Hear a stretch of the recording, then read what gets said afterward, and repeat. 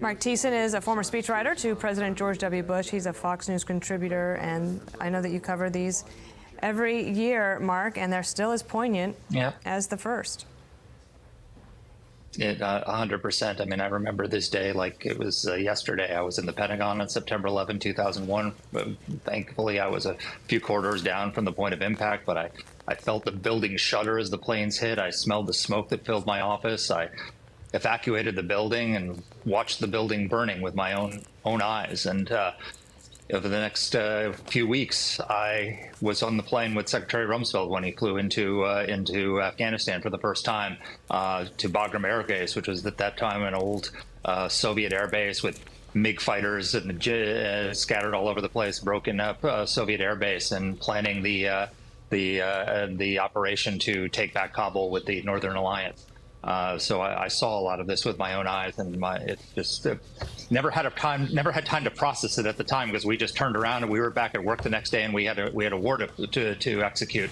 But it's always painful to watch and see these families who have lost so much. Mark, it's a stunning thing, and it's an admission of sorts when you consider how divided this country is today. And it wasn't that, even prior to that beautiful Tuesday morning of September 11, 2001, really wasn't that way then either, I don't think.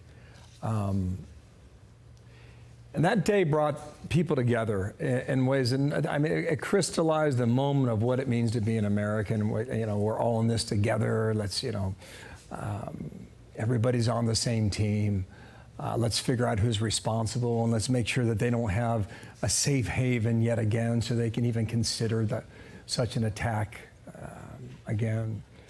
And 22 years later, there's a schism in our nation's politics, and there's a schism in, I don't want to quite go so far as to say the nation's soul, but our heart is struggling a little bit, and I'm not quite sure how we come out on the other side of that, Mark, or perhaps what heals that heart. I mean, some wounds never heal fully, and the wounds of 9/11 never will for so many. I do remember that unity. I remember what it was like to have the whole country pulling together, and it lasted for a while. I mean, the irony to me is, it's epitomized by the fact that Joe Biden is not at ground zero today. This was a moment where it used to be a moment where people put aside their differences and came together as a country, and the president who promised to unite us is not there. I actually don't mind the fact that he's not there in a way, because and I say this with sadness because I think that we should respect the office regardless of who the occupant is, but Joe Biden is the president who surrendered to the enemies who attacked us on September 11, 2001, and did so with dishonor, because he knowingly left behind American citizens in Afghanistan after promising that he wouldn't do it. He told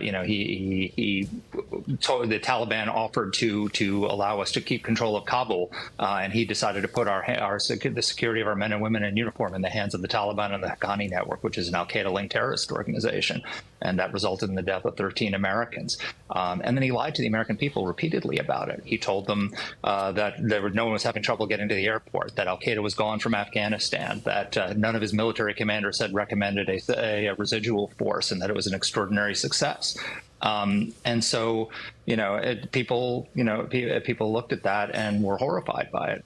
And so, I think a lot of the lack of unity we have today is from the fact that, this has been, this moment is no longer uniting, because we had this great defeat 2 years ago that we had to absorb, and President Biden, I think he actually made the right decision to stay away. Probably not for the right reasons, but it's probably better that he's not there.